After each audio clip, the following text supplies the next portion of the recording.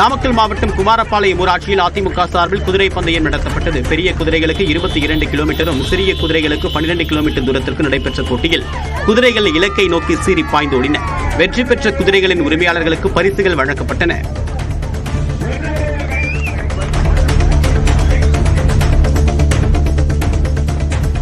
திருப்பூர் அருகே இருசக்கர வாகனத்தின் மீது கார் மோதிய விபத்தில் தலைக்கவசம் அணிந்திருந்ததால் கல்லூரி மாணவர் உயிர் தப்பிய சிசிடிவி காட்சி வெளியாகியுள்ளது.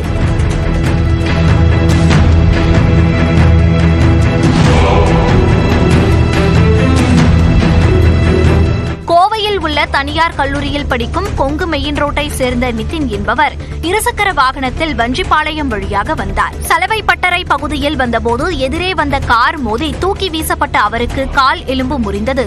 தலைக்கவசம் அணிந்திருந்ததால் நல்வாய்ப்பாக உயிர் தப்பினார். திருவண்ணாமலையில் கஞ்சா விற்பனையில் ஈடுபட்ட அதிமுக பிரமுகர் கைது செய்யப்பட்டார். மாரியம்மன் கோவில் 10வது தெருவில் வசிக்கக்கூடிய காட்டுராஜா மணலூர்பேட்டை சாலையில் கஞ்சா விற்பனையில் ஈடுபட்டதாக குற்றச்சாட்டு எழுந்தது. இந்நிலையில் வாகன சோதனையின் போது அவருடைய புல்லட்டில் இருந்து 1 கிலோ அளவிலான கஞ்சா கைப்பற்றப்பட்டது. இதையடுத்து 3 பிரிவுகளின் கீழ் வழக்கு பதிவு செய்து கைது செய்யப்பட்ட காட்டுராஜா நீதிமன்றத்தில் ஆஜர்படுத்தப்பட்டு சேலம் மத்திய சிறையில் அடைக்கப்பட்டார். தேனி மாவட்ட நிர்வாகம் மற்றும் பொது நூலக இயக்கம் இணைந்து நடத்தக்கூடிய 3ஆம் ஆண்டு புத்தக திருவிழா தொடங்கியது. பழனி செட்டிப்பட்டியில் உள்ள தனியார் மைதானத்தில் நடைபெறக்கூடிய இந்த புத்தக திருவிழாவை அமைச்சர் ஐ பெரியசாமி திறந்து வைத்தார். மார்ச் 30ஆம் தேதி வரை நடைபெறக்கூடிய இந்த புத்தக திருவிழாவில் பல்லாயிரக்கணக்கான புத்தகங்கள் இடம்பெற்றுள்ளன. ராணிப்பேட்டை சிப்காட் அருகே சாலை விபத்தில் 2 இளைஞர்கள் உயிரிழந்தனர். ஆந்திர மாநிலம் கடப்பாவை சேர்ந்த 4 இளைஞர்கள் திருவண்ணாமலைக்கு சுவாமி தரிசனம் செய்ய 2 பைக்குகளில் வந்தனர்.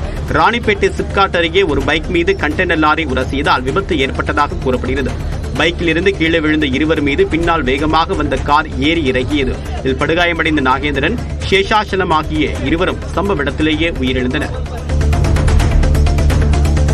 புதுக்கோட்டை மாவட்டம் நமனசமுத்திரத்தில் கொன்னையூர் முத்துமாரியம்மன் கோவில் பூச்செறிதல் விழாவை ஒட்டி வடமாடு மஞ்சு விரட்டு போட்டி நடத்தப்பட்டது. ஒரு காளைக்கு 9 மாடுபிடி வீரர்கள் களத்தில் இறங்கி விளையாடினர். மொத்தம் 10 காளைகள் களமிறக்கப்பட்டு வீரர்கள் போட்டி போட்டதை பொதுமக்கள் கண்டு ரசித்தனர். வெற்றியாளர்களுக்கு அமைச்சர் மெய்யநாதன் பரிசுகளை வழங்கினார். கரூர் மாவட்டம் நெய்தலூரில் விவசாயியின் அனுமதியின்றி அவருடைய நிலத்தில் உயர் மின்னழுத்த கோபுரம் அமைக்கக்கூடிய பணி நடைபெறுவதாக குற்றச்சாட்டு எழுந்துள்ளது. சின்ன பனையூரில் புதிதாக கட்டப்பட்டு வரக்கூடிய துணை மின் நிலையத்திலிருந்து உயர் மின்னழுத்த கோபுரங்கள் அமைக்கப்படுகிறது. இதற்காக கலாவதி என்பவர் நிலத்தில் உள்ள கோரை பயிர்களை அழித்து மின் கோபுரம் அமைக்கக்கூடிய பணிகள் மேற்கொள்ளப்பட்டதாக கூறப்படுகிறது. இது தொடர்பாக தன்னிடம் தெரிவிக்கப்படவில்லை என்று விவசாயி குற்றம் சாட்டியிருக்கக்கூடிய நிலையில் அறிவிப்புக்கு பிறகு பணிகளை மேற்கொள்வதாக மின்வாரியம் தரப்பில் தகவல் தெரிவிக்கப்பட்டுள்ளது. உதகையில் குடியிருப்பு பகுதியில் உலாவந்த கரடியை நாய் விரட்டிய சிசிடிவி காட்சிகள் வெளியாகியுள்ளன. உதகை நகரில் கடந்த சில நாட்களாக கரடிகளின் நடமாட்டம் அதிகரித்துள்ளதாக கூறப்படுகிறது. புதுமந்து பகுதியில் அதிகாலையில் உலவிய கரடியை நாய் ஒன்று குரைத்து விரட்டியது. நாயிடமிருந்து தப்பித்து ஓடிய கரடி கோழிக்குண்டுக்கு பின்னால் ஒளிந்து கொண்டு அதன் பின் வனப்பகுதிக்குள் ஓடியது சிசிடிவியில் பதிவானது.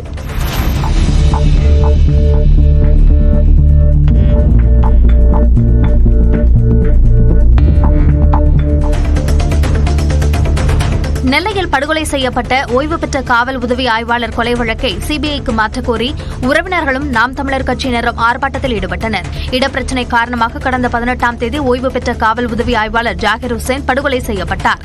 இந்த வழக்கை சிபிஐக்கு மாற்றக்கோரி வண்ணாரப்பேட்டையில் 100க்கும் மேற்பட்டோர் ஆர்ப்பாட்டத்தில் ஈடுபட்டனர். தஞ்சாவூர் மாவட்டம் கபிஸ்தலம் பகுதியில் மளிகை கடையில் தடை செய்யப்பட்ட 225 கிலோ புகையிலை பொருட்கள் பறிமுதல் செய்யப்பட்டன. குட்கா விற்பனை தொடர்பாக கபிஸ்தலம் பகுதியில் உள்ள கடைகளில் காவல்துறையினர் சோதனையில் ஈடுபட்டனர். அப்போது பாலக்கரை பகுதியில் உள்ள சுரேஷ் என்பவரின் மளிகை கடையில் 225 கிலோ புகையிலை பொருட்கள் சிக்கின. இதனையடுத்து சுரேஷை காவலர்கள் கைது செய்தனர். நெல்லை பாளையங்கோட்டை தூய சவேரியார் பேராலயத்தில் ஈஸ்டர் திருநாள் தவக்காலத்தின் 3வது ஞாயிறையொட்டி திருச்சிலுவை பயணம் நடைபெற்றது. நூற்றுக்கணக்கான கிறிஸ்துவர்கள் சிலுவையை சுமந்தவாறு பாளையங்கோட்டை நகரின் முக்கிய வீதிகள் வழியாக ஊர்வலமாக சென்றனர். தொடர்ந்து ஆயர் அந்தோணிசாமி தலைமையில் நடைபெற்ற திருப்பலியில் திரளானோர் கலந்து கொண்டு பிரார்த்தனையில் ஈடுபட்டனர். பெங்களூருவைச் சேர்ந்த நபர் ஒருவர் தனது வீட்டில் 25,000 லிட்டர் மழைநீரை சேமித்துள்ளார். முன்னாள் ராணுவ வீரரான கேப்டன் சந்தோஷ் என்பவர் தனது வீட்டில் மழைநீர் சேகரிப்பு செய்து வருகிறார். இந்த நிலையில் சமீபத்தில் பெங்களூருவில் பெய்த மழையின் போது தனது வீட்டில் சேகரிக்கப்பட்ட மழைநீர் குறித்து வீடியோ ஒன்றை வெளியிட்டுள்ளார்.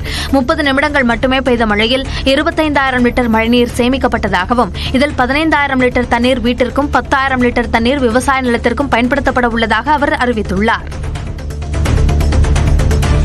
அமெரிக்காவின் புளோரிடா மாகாணத்தில் உள்ள வால்ட் டிஸ்னியின் தீம் பார்க்கில் திடீரென தீ விபத்து ஏற்பட்டது. வால்ட் டிஸ்னி வேர்ல்டில் எப்காட் என்ற பொழுதுபோக்கு பூங்கா அமைந்துள்ளது. அங்குள்ள ராட்சத ராட்டனத்திற்கு அருகே தீ விபத்து நடந்துள்ளது. இதில் கரும்புகை வெளியான காட்சியை பார்க்கிற்கு வந்தவர்கள் பகிர்ந்தனர். விபத்து குறித்து விசாரணை நடைபெற்று வருகிறது.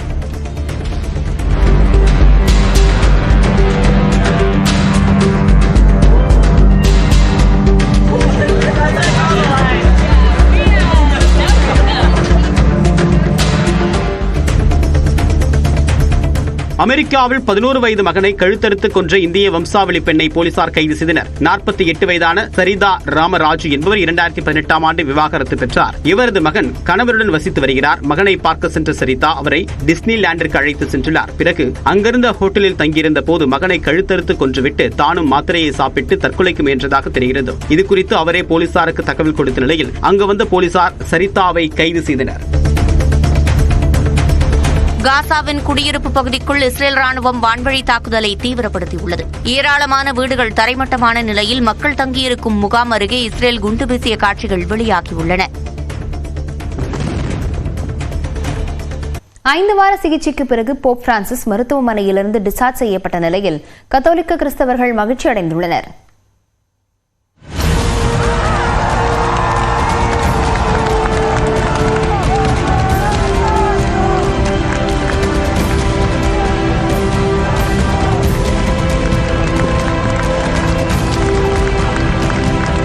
ஐந்து வாரங்களுக்கு பிறகு தங்களுடைய மத குருவை பார்த்து மக்கள் அடைந்த மகிழ்ச்சிதான் இது. வாட்டிக்கனை மையமாக கொண்டு செயல்படக்கூடிய கத்தோலிக்க கிறிஸ்தவ சபையின் தற்போதைய தலைவராக இருப்பவர் போப் பிரான்சிஸ். 88 வயதான பிரான்சிஸ் ஏற்கனவே நுரையீரல் பாதிப்பால் அவதிப்பட்டு வந்தார். இந்நிலையில் கடந்த மாதம் 14ஆம் தேதி போப் பிரான்சிஸுக்கு உடல்நலக்குறைவு ஏற்பட்டது. இதையடுத்து ரோமில் உள்ள ஜெமல்லி மருத்துவமனையில் அனுமதிக்கப்பட்டார்.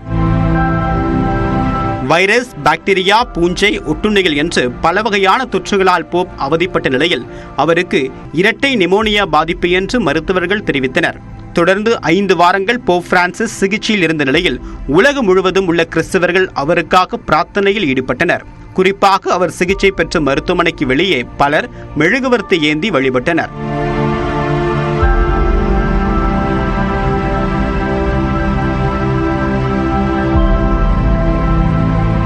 இருமுறை சிக்கலான நிலைக்கு சென்ற நிலையில் வயது மூப்பு காரணமாக போப் குணமடைவதில் சிறிது தாமதம் ஏற்பட்டது. அவர் மருத்துவமனையில் இருந்தபோது அங்குள்ள சிற்றாலயத்தில் பிரார்த்தனை செய்த ஒரே ஒரு படத்தை மட்டுமே வாட்டிக்கன் வெளியிட்டது.